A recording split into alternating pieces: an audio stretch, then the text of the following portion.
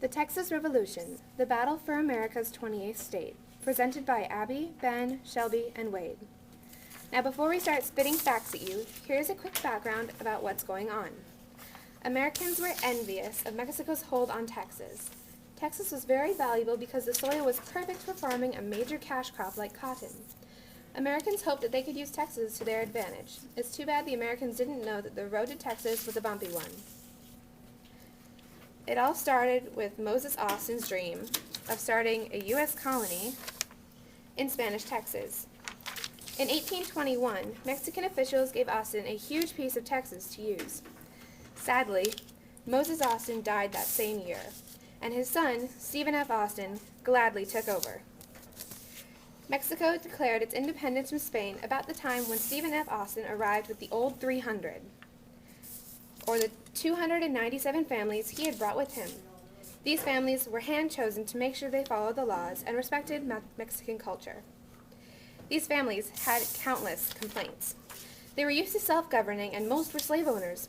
One of their major complaints was that all the official, important documents were written in Spanish, the language they did not know and were not willing to learn. On the other hand, the Tejanos had some complaints of their own. They were unhappy with the flooding of immigrants pouring into Texas without Texans' permission to do so. It also seemed like these new immigrants did not respect their culture and thought of them as higher than everyone else. Stephen F. Austin asked permission from Antonio Lopez de Santa Anna to open Texas as a separate Mexican state, so the Texans can be an independent region to govern their own ways.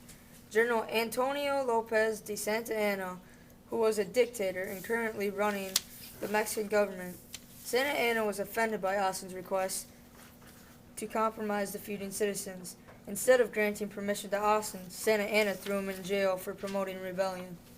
When Austin was released from jail in 1835, the Texans were determined to win their independence. Equally determined, Santa Anna brought 6,000 troops to destroy the rebellion, crushing those rowdy Texans back down to size. As you know, everything in Texas was big, and the battle at the Alamo was no exception.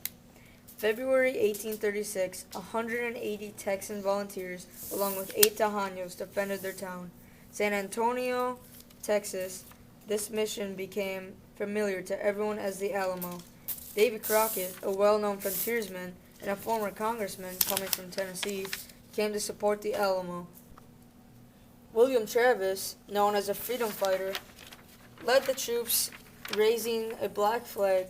Santa Anna was signaling "Expect no mercy." Santa Anna commanded the Texans to surrender. Texas lost in the Alamo. Santa Anna killed every man. Texans were outraged and attacked at night, getting Santa Anna to surrender. Texas became an independent state for 10 years until it was annexed in 1845 as the Lone Star State. And our sources are textbook.